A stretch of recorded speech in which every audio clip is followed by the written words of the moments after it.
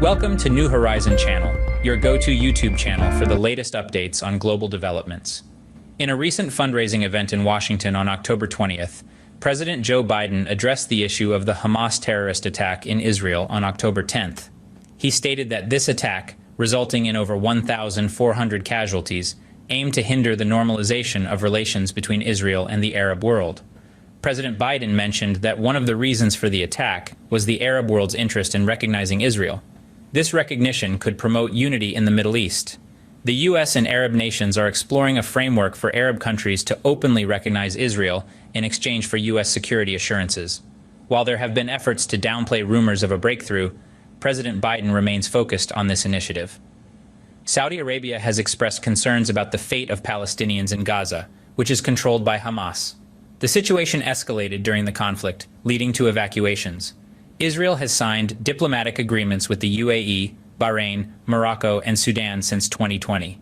However, normalizing relations with Saudi Arabia, the largest economy in the Middle East, is seen as a significant step. Prime Minister Benjamin Netanyahu has pursued this. While Saudi Arabia temporarily suspended its normalization efforts with Israel due to the conflict in Gaza, this pause may not be the end of the process. With U.S. mediation, President Biden's statements came shortly after his visit to Israel to meet with Prime Minister Netanyahu and discuss the Israel-Palestine conflict on October 18th. The Red Crescent reports that over 400 patients are being treated at the Al-Shifa hospital, and around 12,000 people are taking shelter. An urgent call has been made by the Red Crescent Association of Palestine to the international community to prevent a tragedy similar to what happened at the Al hospital. An explosion on October 17th in Gaza caused significant casualties and damage to the hospital.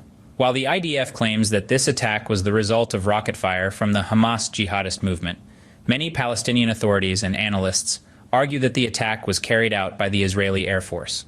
The armed groups in Gaza are not believed to have such powerful missiles. Israel has indicated the possibility of a ground operation in Gaza, which could lead to a massive refugee crisis in neighboring countries.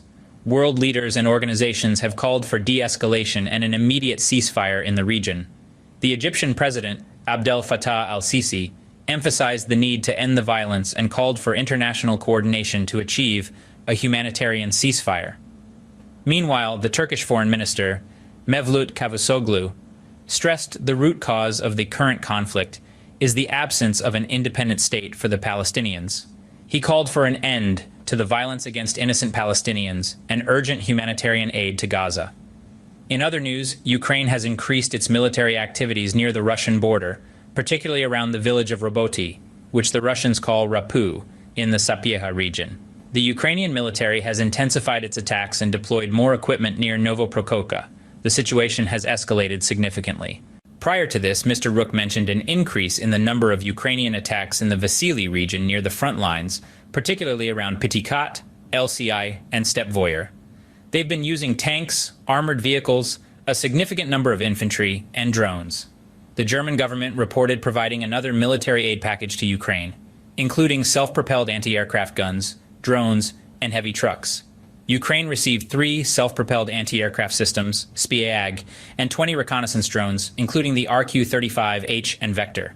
In addition to this, the situation in Kherson province, which Russia recently appointed a provincial governor for, saw a large-scale missile attack by Ukrainian forces on the Grum Peninsula and the Sea of Azov on October 20th.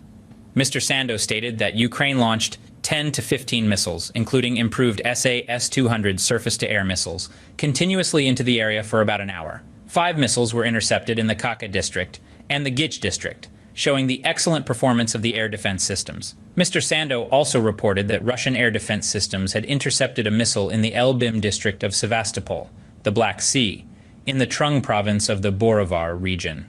Mr. Velovglov added that Ukrainian forces have fired more than 100 shells and launched UAV attacks on densely populated areas in this province, causing infrastructure damage but no casualties among the military. Ukrainian high-ranking military officials announced on October 19th that Ukrainian soldiers were facing a new fierce attack by Russia in the town of Adka.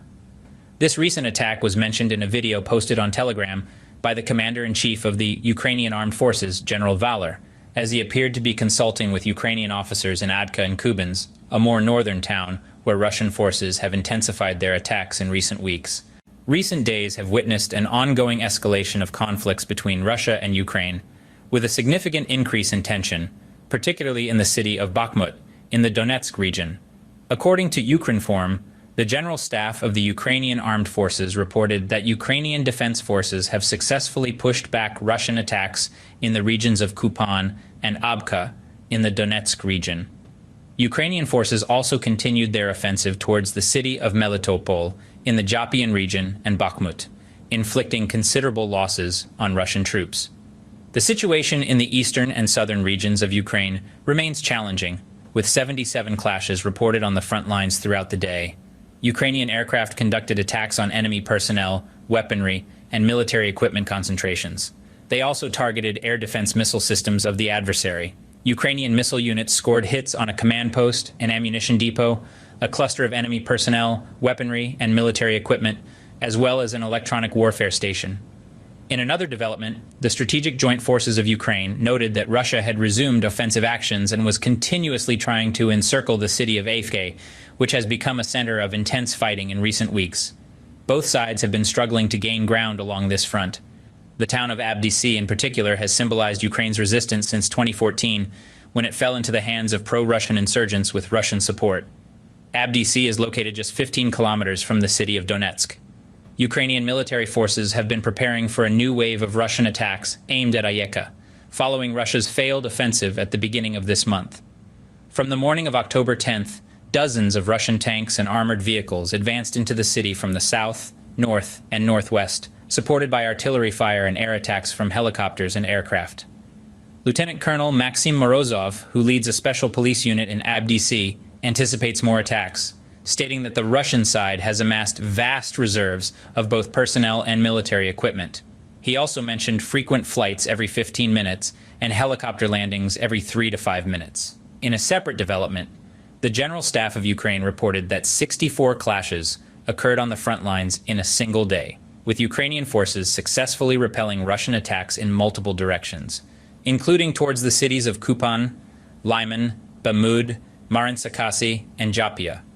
Ukrainian forces continued counteroffensive operations towards the city of Melitopol in the Japian region, and launched attacks towards the city of BM in the Donetsk region, resulting in casualties and damage to Russian forces. However, the General Staff of Ukraine acknowledged that the situation remains challenging and fraught with difficulties in both eastern and southern Ukraine.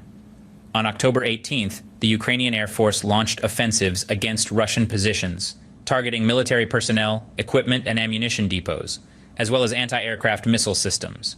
Ukrainian forces successfully shot down a Russian Su-25 aircraft and 4 Russian UAV reconnaissance planes. Ukrainian missile units also attacked 2 Russian command posts, an anti-aircraft missile system, a Zark-1 radar, and fired over 30 times at Ukrainian residential areas, following Russian missile strikes and airstrikes.